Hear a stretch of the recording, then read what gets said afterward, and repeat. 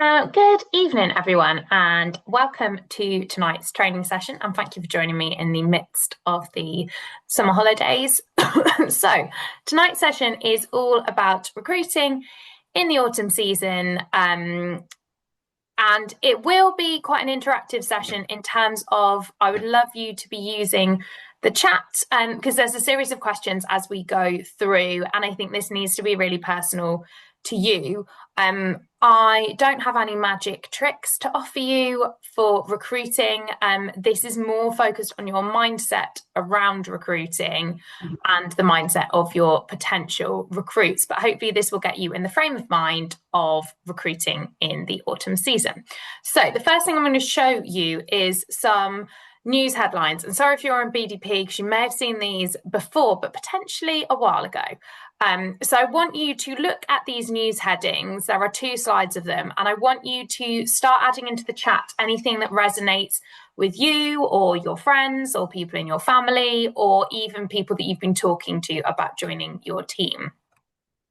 So if you could please start typing into the chat which of these are resonating with you. So we have got childcare costs are pricing me out of the job market. The UK government is about to make some disabled benefits claimants even poorer. Motherhood penalty has driven 250,000 women out of jobs. Cost and difficulties of balancing work and childcare has led 1 in 10 to quit. Priced out of work by childcare, could UK parents hold key to growth?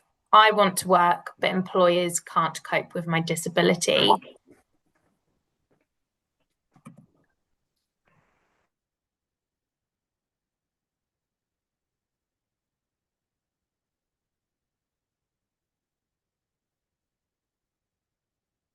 Thank you, those of you that are, thank you, Lizzie, for reckoning the chat.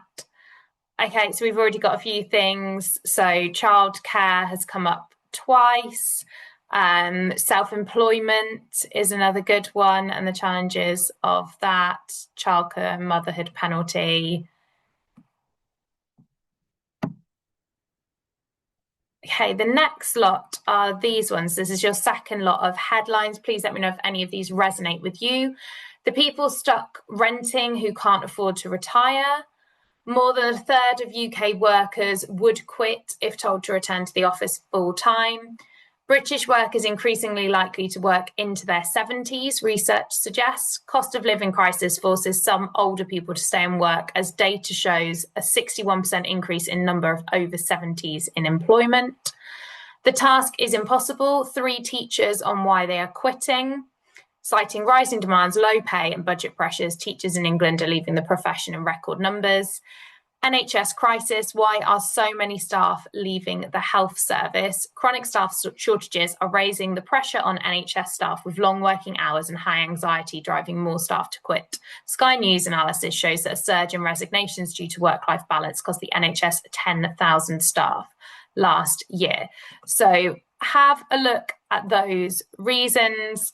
And again, please do pop in the chat if any of them are resonating with you. That's really interesting. Laura's comment about people joining recently due to disability, preventing them from other jobs. Returning to office full-time teaching for many more years to come until retirement, working into 70s. 3 teachers on why they were quitting, leaving the health service, healthcare staff and no staff, NHS.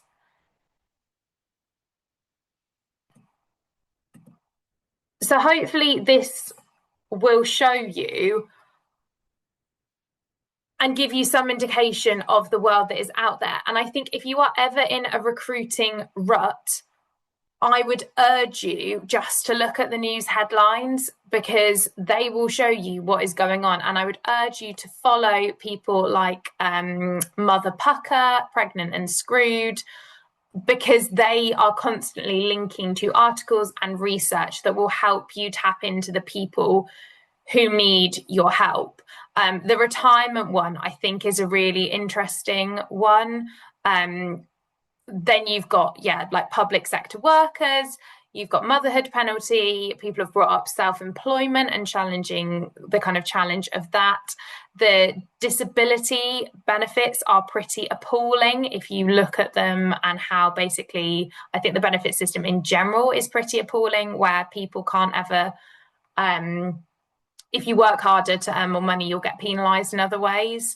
So it is really looking at who needs your help, because these people are out there. And apologies if you're from outside the UK, because obviously when I am Googling, it is just giving me UK headlines because I'm in the UK. So thank you so much for joining into the chat. Now I want you to identify, and it might be none of those people from those news headlines. Could you please put into the chat, who are you most driven to help? So who are you most driven to help get out of their current situation or improve their current situation? Obviously, there is no right or wrong answer. It's personal. So who do you want to help? And also, thank you so much to everyone who is actively engaged in the chat, which is great. Okay, great. Thank you, Joanna, for starting us off with mothers. Parents of home ed and send children, professionals wanting to go part-time or leave their current job, mums with school-aged children, mums in rural settings, that's really interesting. Mothers, people who want to stay at home with their children will not return to work full-time. Oh, military spouses, that's really interesting. So I am from a military family, and I quite regularly talk to my mum about this. She really had to make a lot of career sacrifices, and actually it was quite isolating. But she also did have a really engaged community that she could have quite easily sold to. Mums and childminders, parents of disabled children, another really crucial one, parents of older children, someone who wants to leave their current job, new mums, home ed families, parents wanting to work more flexibly. I think the other thing to look at, if you're looking at stats, is look at like what percentage of whichever country you live in's population are expected to work in an office 9 to 5, because that'll give you an indication of the number of people that have an inflexible working life and therefore might need your help to do something different. Worth looking at stats around like the number of appointments people with SEND children might need to go to, and the number of average paid days off that the average UK worker or whichever country you're in would get paid off. Obviously, we're in the midst of summer holidays. If you look at how many days of annual leave people generally get versus how many days of school holidays children have, there's loads and loads of people that you might want to be helping. So thinking specifically about autumn, because we are now in August, and the people you are talking to now will be considering these things, or will be the people that might be joining you, I mean, hopefully this month, but they might be joining you September, October, November.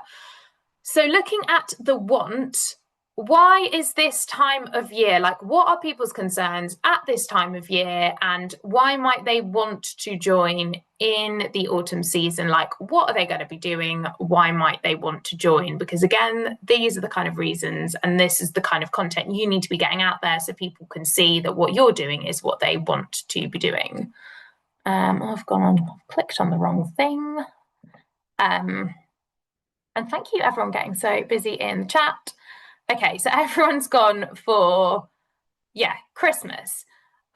Again, it would be worth Googling, which I think I have done before, and I ended up in an absolute like wormhole of average Christmas costs.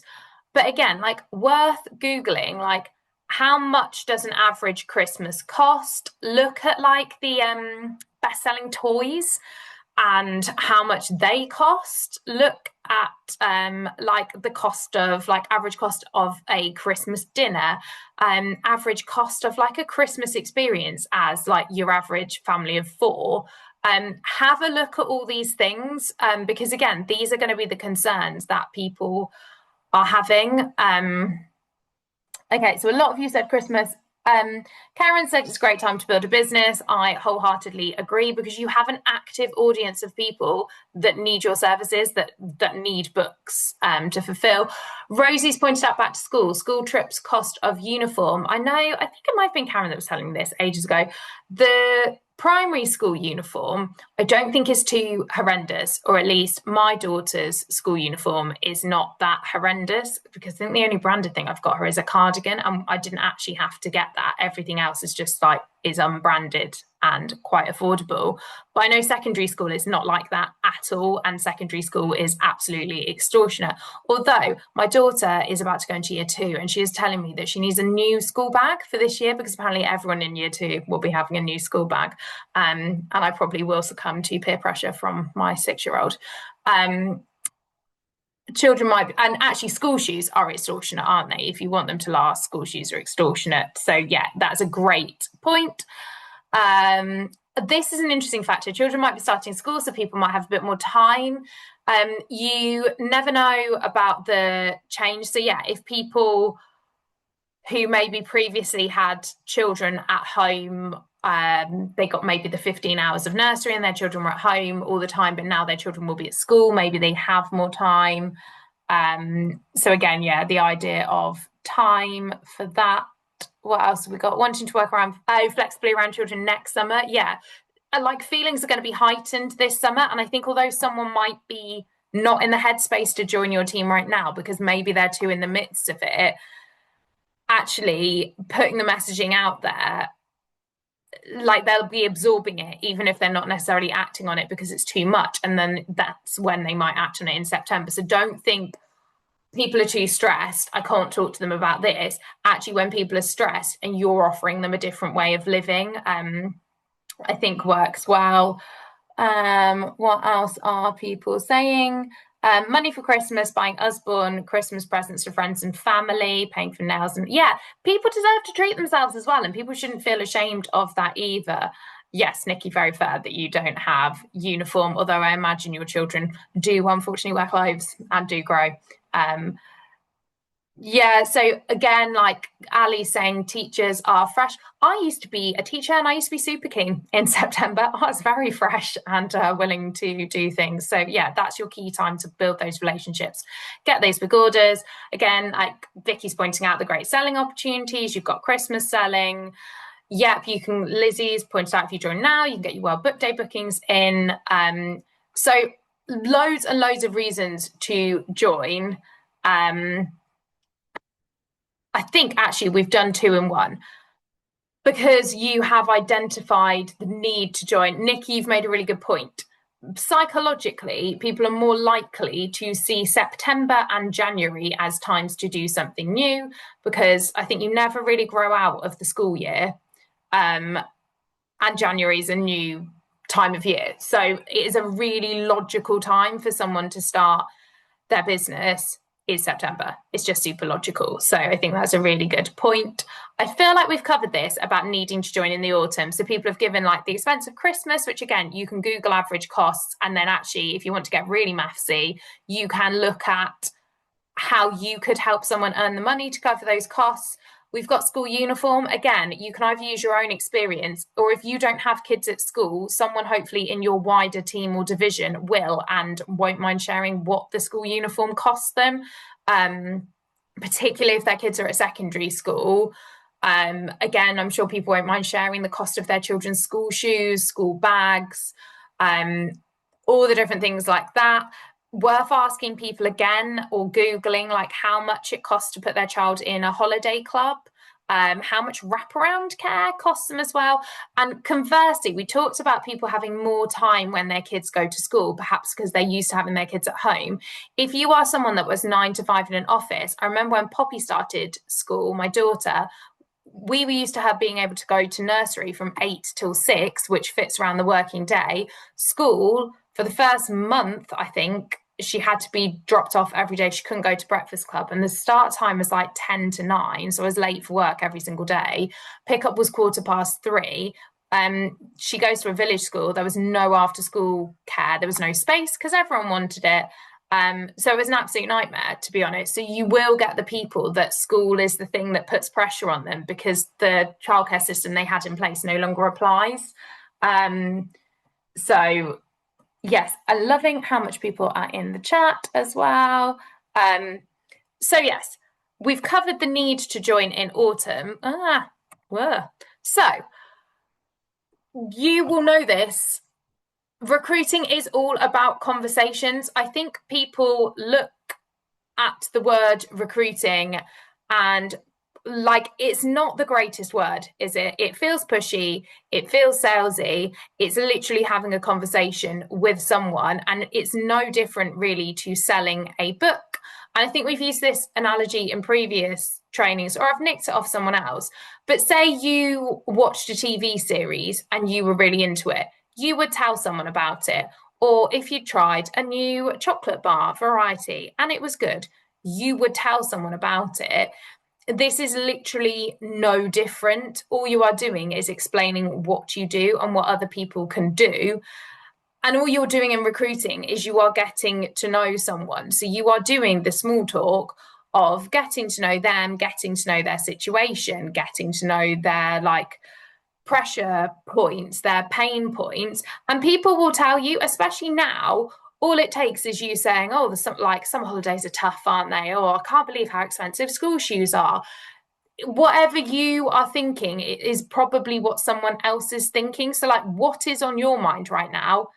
Share that, because then other people will resonate with that. So if you're about to go school shoe shopping, share how much those school shoes have cost, and like you can't believe you've like had to spend 50 quid on some school shoes that they're going to grow out of in 6 months. Or share the kind of struggles of school holiday care, or maybe share what your life used to be like and that now your life isn't like that.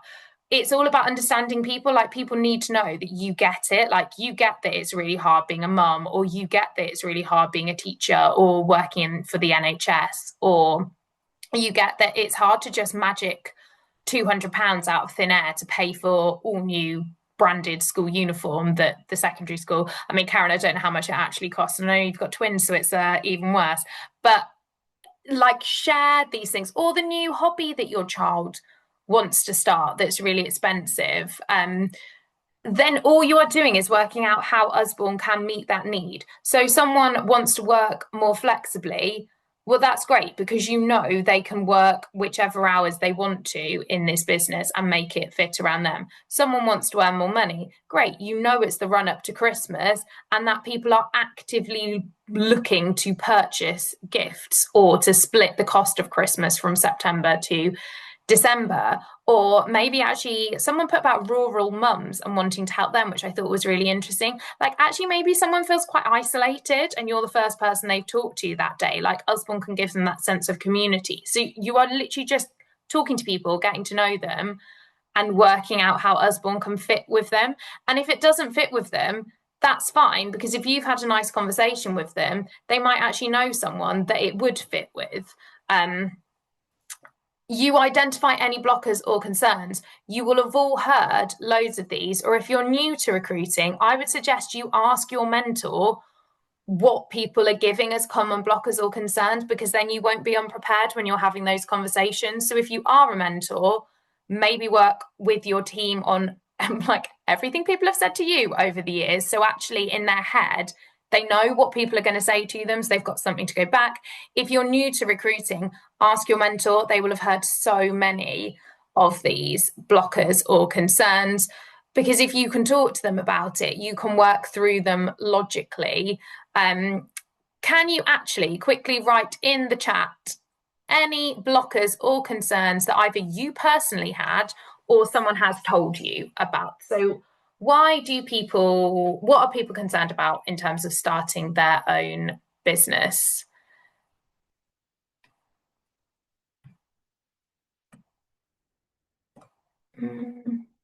Yeah, so loads of people have gone for the classic time, cost of the starter kit, never sold anything before, it's a pyramid scheme, they're already doing a lot of other things. How are they going to do this? Cost of the products, haven't got the time, and they're just going to be scammed. Don't have anyone to sell to.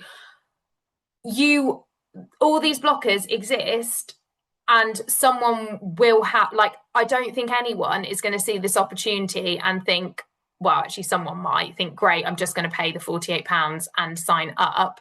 There will be something that is concerning them. And if you avoid it, they just won't join. So it's better that you just talk to them about these things, and you will probably get indications from them. I think time is the classic one that people give for everything, that they don't have time. Like, they do have time. It's just how they want to spend that time. Or there's a misconception that actually they need to effectively do this 9 to 5, Monday to Friday, to be successful. So I would consider as well, like, what realistically do you think people need to do to work through this? And just respond with logic. So the first part of recruiting is all about the emotion. It's getting to know people, it's understanding their pain points, and it's like connecting with them as to how Usborne can solve those pain points. The second part of it is just pure logic. So whatever they say to you, it is just the logical reasoning of what their blocker is and how actually that can be overcome. You will have your own blockers, I would suggest, when it comes to recruiting, whether you see them or not. I have come up with 10 suggestions. Can you please give yourself a point for every one of these that you have ever thought? And can you put your total out of 10 in the chat, please? So which of these have you thought to yourself, and what is your number? So they might say no, they'll think I'm pushy. I don't know what I'm doing, so can't mentor. If I ask them, they'll never talk to me again. I've definitely heard this one from people. They won't have time for the opportunity. They won't be interested. They can't afford it. It feels awkward starting the conversation. I'm too busy selling to recruit. People will comment about LMLMs on my posts. Interesting, yeah, seeing people being honest, saying, yeah, they fought all of them at one point. And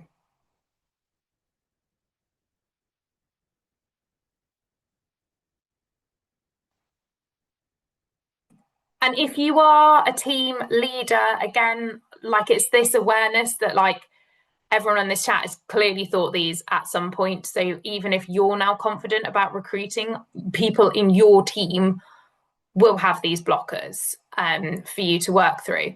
If we were to unblock them, firstly, they might say no. What are people's thoughts about that? What if someone says no to you? Any thoughts? Someone said no to you. What should you think or do?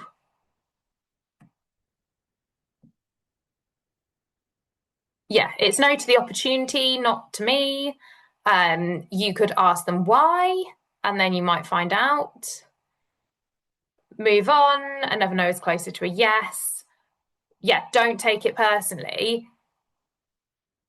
And they might come back further down the line. Again, it's how you handle it. Who do they know? They might know someone else. It really doesn't matter if someone says no to you, because it's just not right for them, or it's not right for them at this time, or it's not right for them, but it might be right for someone else. They're not thinking, sorry, Lizzie, you're top of my screen. They're not thinking, I can't believe Lizzie asked me that. They're literally just thinking, it's not right for me right now. They'll think I'm pushy.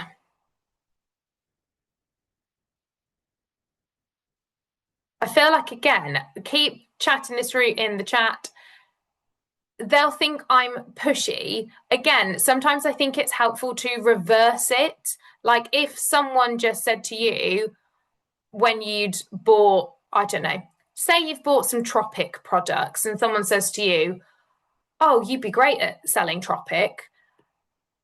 You're not going to think, oh, Lizzie was really pushy. She said I'd be great at doing this. You're more likely to think, oh, that was nice that Lizzie thought I'd be good at doing this. I don't actually want to, but Karen, my friend, might.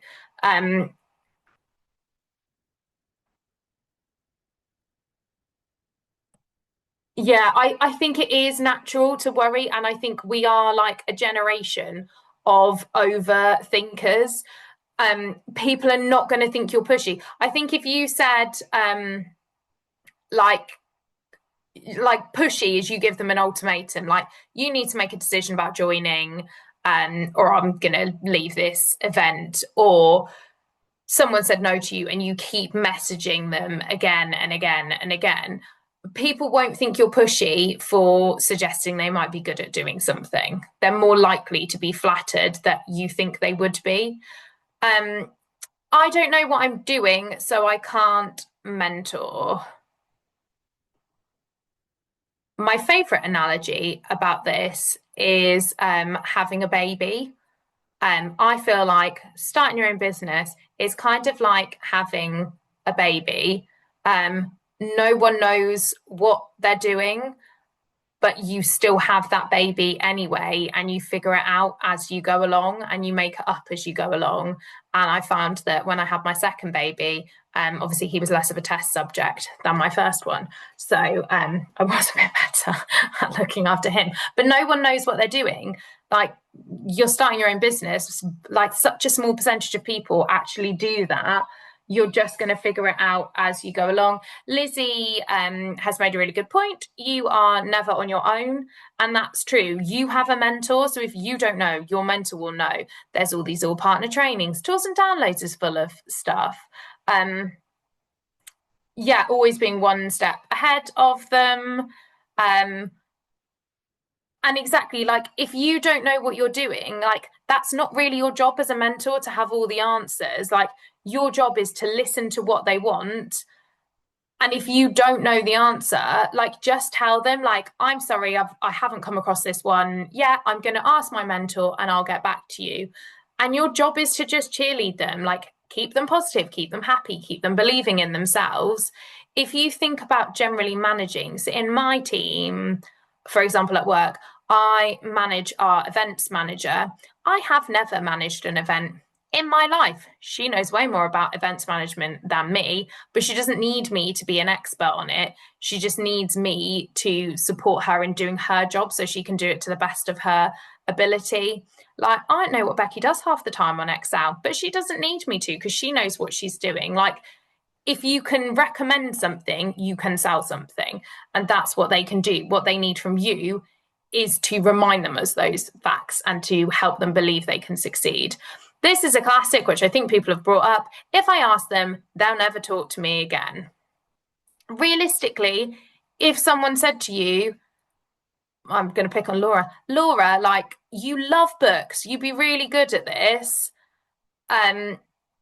Laura's not going to think, oh, well, I'm not going to talk to Lucy anymore because all Lucy wants me to do is sell books.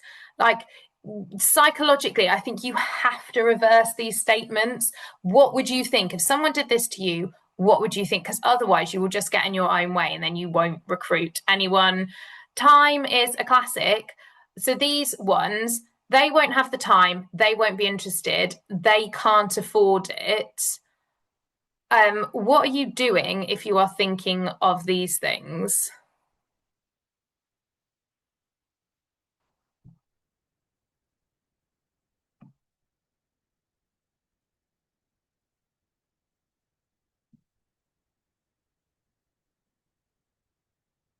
Procrastinating, Nikki. Yeah, you're making assumptions about everyone. You don't know that they won't have time. And in fact, I think you know they will have time. And there's like the classic saying, isn't there? If you want something done, ask a busy person to do it.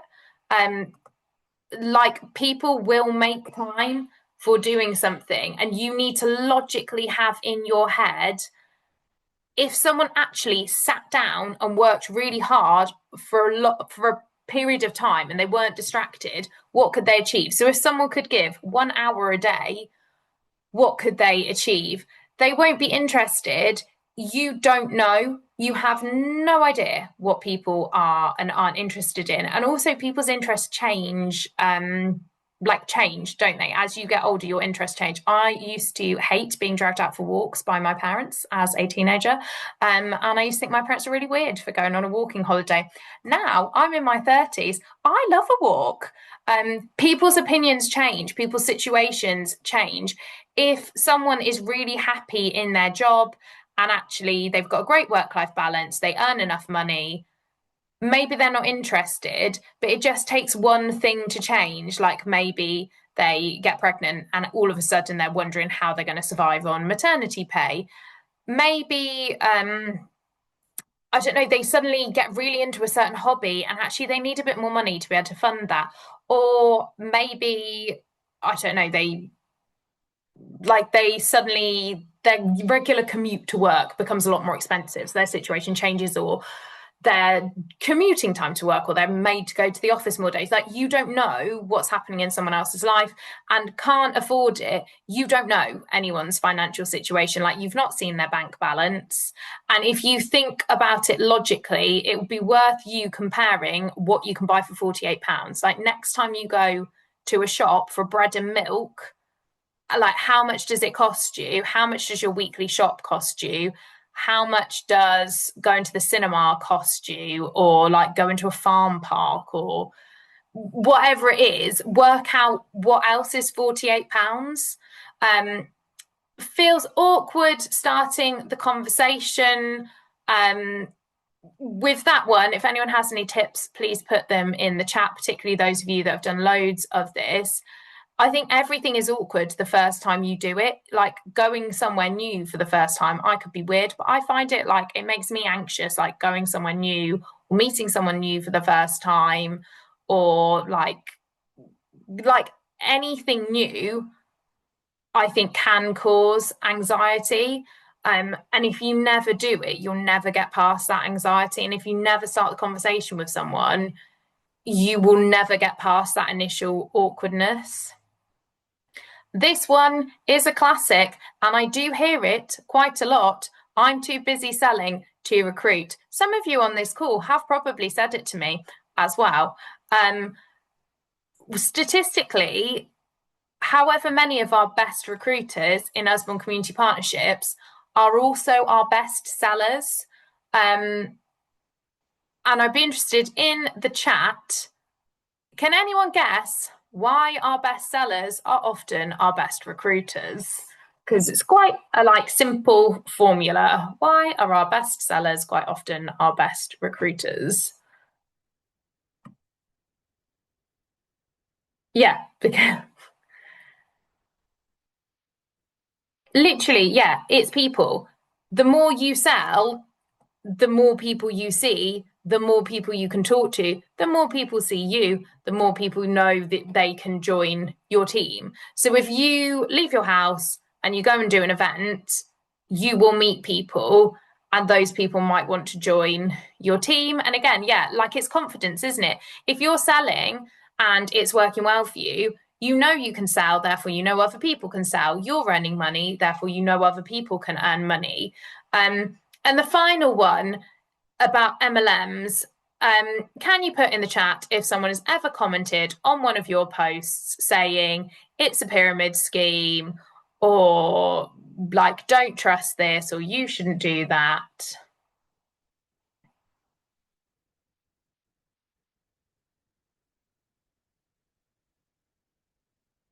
Okay, so yes, Nikki hasn't, but almost everyone has had someone comment on their posts. It is fine to hide people's comments. It is fine to delete people's comments. It is fine to respond to people's comments politely, explaining how multi-level marketing works. You don't even need to engage in conversation. I'd say generally online, you're best not engaging in conversation, because if someone writes something negative on one of your posts, it's because they want to have a negative conversation with you. They want to have a back and forth with you. And yeah, they're not your people. They're not going to join your team. They're not going to buy a book from you. You are going to get people doing this. And I think it's thinking about when people are going to say no to you, people are going to have objections to doing this, people are going to tell you they don't have time or they can't afford it, people are going to comment on your posts. But if you know that, you know it's going to happen. Why is this not? Come on, click through. So I did say at the start of this, I do not have a magic formula to recruiting, because if I did, I would obviously share it with everyone and then you'd all be super successful.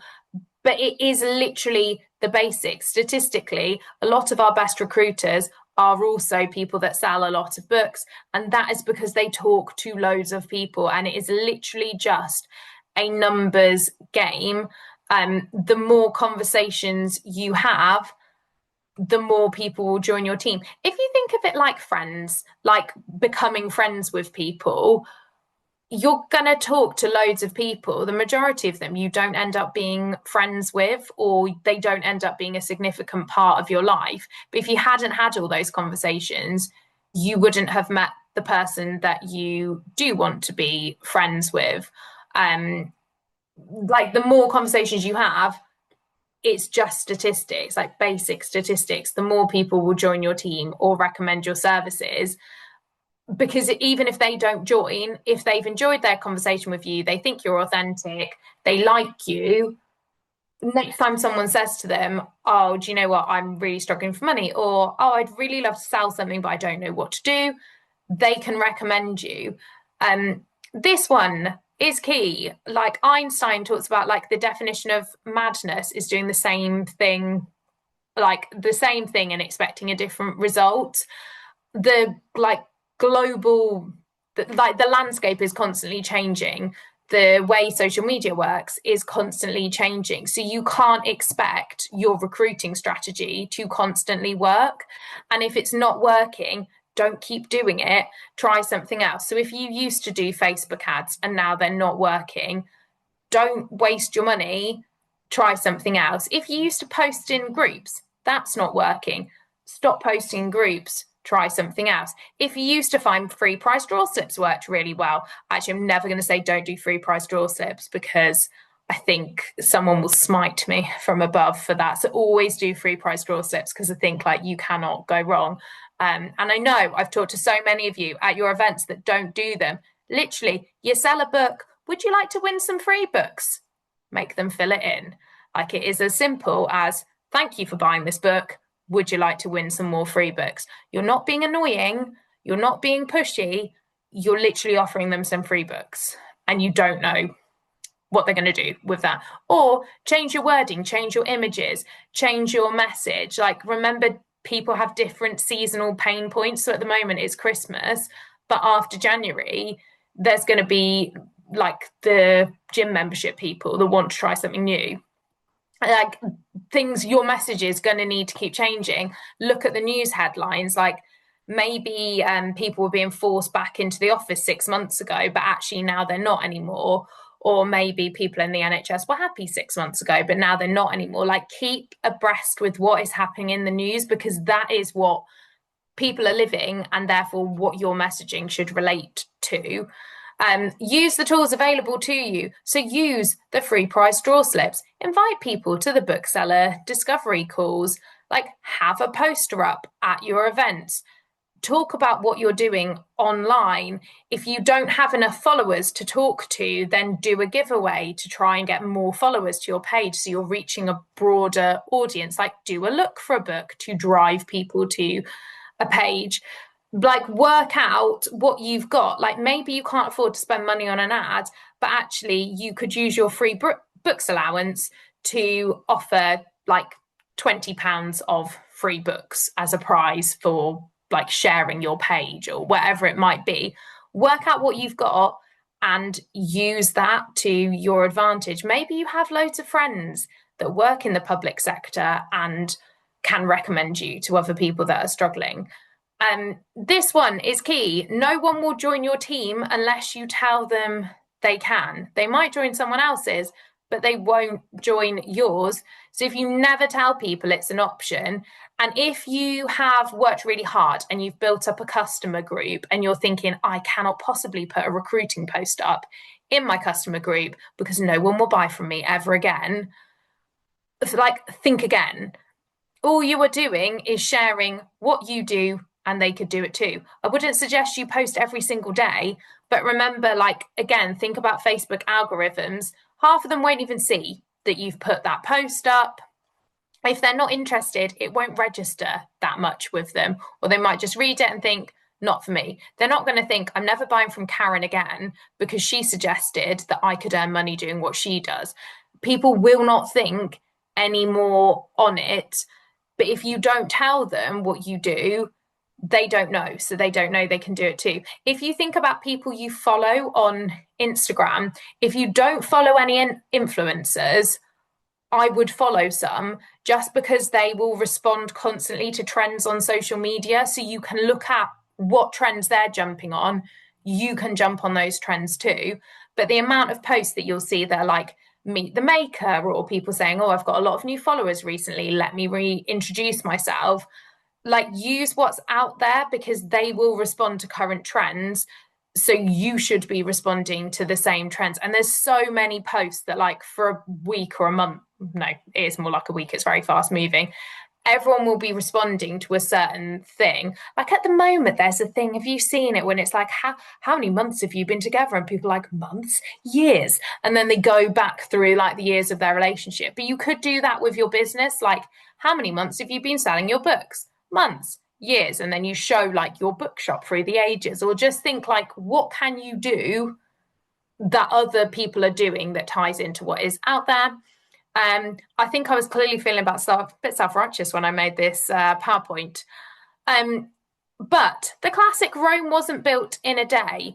You were not going to decide after this call, I'm going to start recruiting, and then by the end of August, you've got a team of 30. Like, I don't know. That I can't see that happening, but please do enlighten me in the comments if you actually did that and are going to go against everything I've said. Rome's still standing though, isn't it? And I think that's the thing. This isn't instant, and I think that's why recruiting is hard, because when you sell a book, you've sold it and you've instantly earned whatever money it might be. And especially if you've sold a wind up and you've earned a fiver, like, it's that instant thing. You know, you can do an event, you can sell a book, and you're instantly going to get some money from that. And recruiting's not like that. The people you're talking to today probably aren't going to, unless they're Paul White that I've seen on this chat, probably aren't going to join your team tomorrow. But it doesn't mean they won't join your team in September or October or November. And I think people have got some records of, like, I swear Vicky McDonald was talking to someone for about 3 years before they joined. And all of you lot will have people that have recruited will tell you they have people in their team that it took them 3 years to join. It's not an instant thing, but it's worth it because you will then have an additional income source. And if you think back to the news headlines, you might be the person that saves a teacher from becoming mentally ill because they're so strained with the pressure of work. You might be the person that means someone doesn't have to go back to work full time after having children because you've shown them another way of earning money. You might be the person that actually means someone feels valued for what they can offer. Because just because you can't work 9 to 5 doesn't mean you're not valuable and don't have something to offer. So I think that is a thing to remember with recruiting. You are not magically going to have a team of 30 people. And if you give up at the first hurdle, you will never get there. So think of Rome. Took a long time to be built. I don't actually know how long. And, like, people churn this out all the time, don't they? That Rome wasn't built in a day. I don't actually know when Rome was built in. But it's still standing, and your team will be. If you think about Judy Williams, whose business is still going after more than 40 years because she built such a strong business. She did not build that business overnight, and it's still going strong now. So going back to the beginning, because we've talked about blockers, we've talked about how recruiting is hard, you have to mentally constantly remind yourself why you are doing what you are doing. And I think everyone cares about kids having better access to books. you should care about other things because you identified at the start who you cared about. You should care about the people behind the children. So you should care about parents having more choices about how they earn money. You should care about people feeling valued for work that they're able to do. Just because you can't work full time doesn't mean that you don't have so much to offer the world. You should care about people doing something that they love whilst earning money through Usborne. Like, people thrive doing things they love. I have to say, probably would be a dog walker if I could magically earn more money through osmosis. I'd be a dog walker. But there we go. If I suddenly go missing, you'll know that I'm just walking a golden retriever somewhere. You should care about people being able to work around their children, not against them. And someone mentioned at the start, actually getting your nails done. Like, you should care about people having enough money so actually they can enjoy themselves. Like, people work really hard and you should be able to do something nice with your money and you shouldn't feel guilty about that. And you should be able to spend money on yourself, not just other people in your family.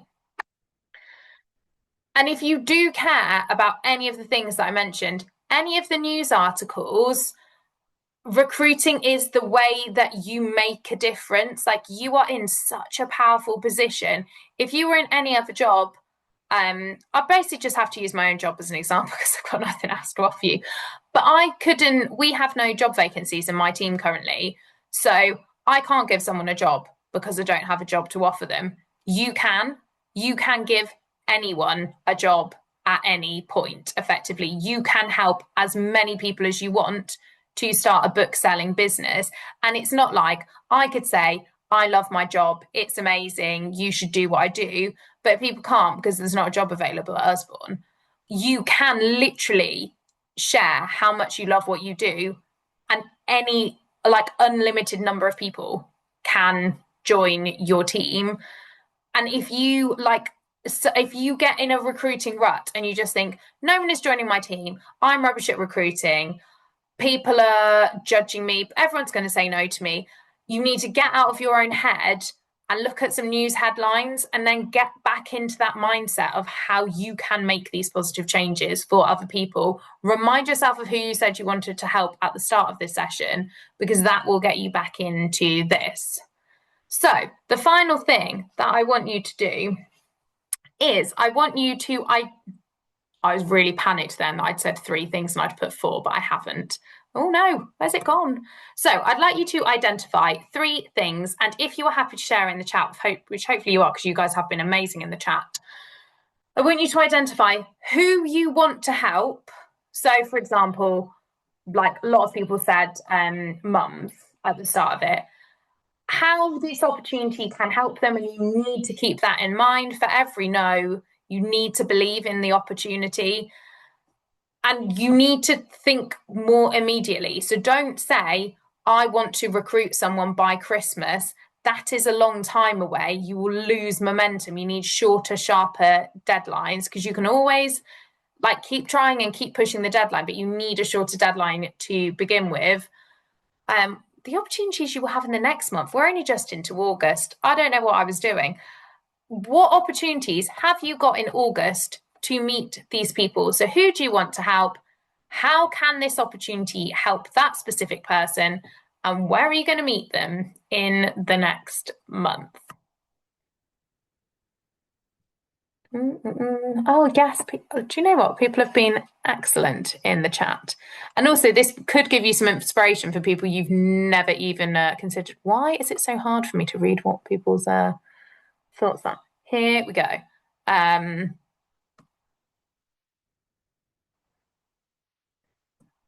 Oh, Sarah, this is perfect. You have loads of events. The more events you have, the more people you will find. So we've got parents of disabled SEND children, and it is going to help them work around their child's needs. There are so many incredibly successful partners, and this is why they joined, which is amazing. Expats who want English books. Oh, that's amazing, Grace, that you're doing a parents group. Mums have more time with their children, additional income, and you're attending a group. So this is super, super positive. Ali wants to help educators. Laura, you've got like professional slash teachers, and teachers are our most common partner profession. Paul's looking for kind of community people, which is exciting. Mums have more time with their kids. This is amazing. So many of you are going to exact places where you're going to find these people, which is really exciting. So usually at the questions usually at the end we do questions because there's usually someone with me that is actually doing this, unlike me that's just chatting to you about recruiting in general. So my job is mainly to give you something that you haven't thought about. So if anyone has got any questions, please put them in the chat. Otherwise, the final thing I would love from you is just to identify what one thing have you picked up from this session that you had not considered before and will consider moving forward. Also useful to see what other people are seeing. And you guys have been amazing in the chat, which is really helpful and hopefully will help you with your own thought processes. So what have people picked up that they hadn't considered before and they're going to moving forwards?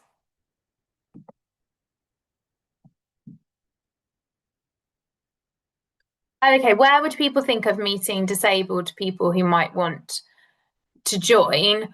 I think what I would focus on, I think a lot of people also have hidden disabilities that you wouldn't know about and people wouldn't tell you about. So I would focus more in your messaging and your social posts about like the kind of value of flexible working and the like value of people in offering a service that fits out of the 9 to 5. I always think with your bookshop, like if you work 9 to 5, actually it's quite hard to do anything because everything else is open 9 to 5. And I think what you guys offer is actually really valuable. Like if I could go to someone in my village at like 8 p.m. to buy a book from them, or they were selling book. I don't go to the gym, but if I did, and they were selling books at like 7 a.m. in the gym, like you're offering, I think it's highlighting the value of the world outside the 9 to 5 and highlighting the value of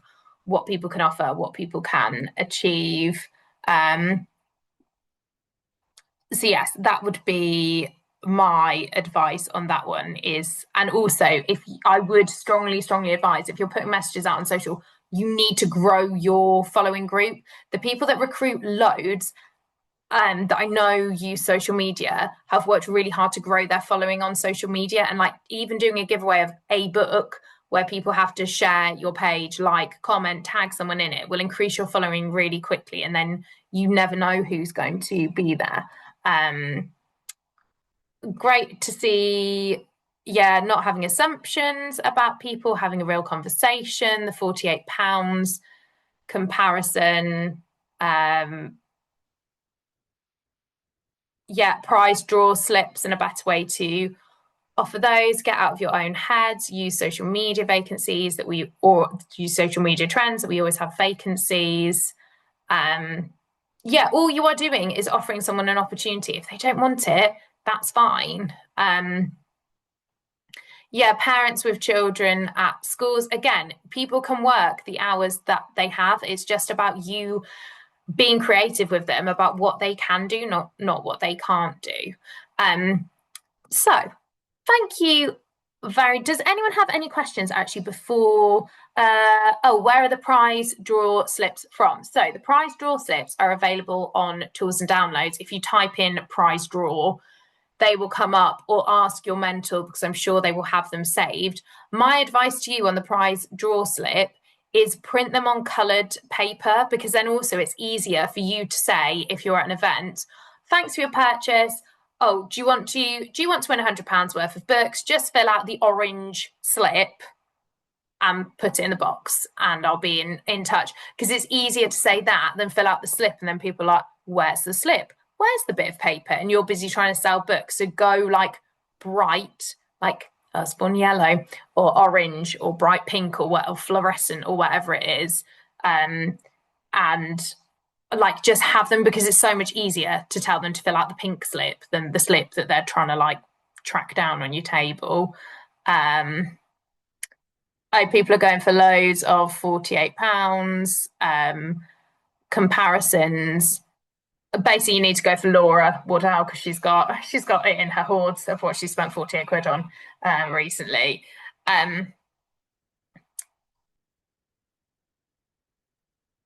Oh, people are saying fill it out themselves. That is true. You can fill it out yourself, but I do think there is nothing wrong with getting someone to fill it out. But yeah, like Nikki said, you might not be able to read their handwriting. That is very true. And you also, if you do the prize draw slips, don't do what a lot of people are guilty of. Don't shove them somewhere in your house and never look at them again. Like, they've done it, they're a hot lead. You need to be getting back to them that day or the following day. Like, so lovely to meet you at the market. Great that you're interested in XYZ. So that is the other thing. Like, don't sit on your prize draw slips or think you're pestering them or think you're whatevering them. Like, if someone's filled something in, that means they're interested now, not in 3 months' time. Well, people are giving all of the tips now, which is great. And it's lovely to have people on this call as well who are obviously really new, which I think is amazing that you have come and you've chosen to spend your evening learning more about the business, which is amazing. And also shout out to Karen, who I'm seeing basically every person in Karen's team on this call. So well done, Team Athena, who are here in yours. So thank you so much for spending your evening with me. I am going to stop recording. Where's it gone? Well, I can stop sharing, but how can I? Here we go. Stop recording.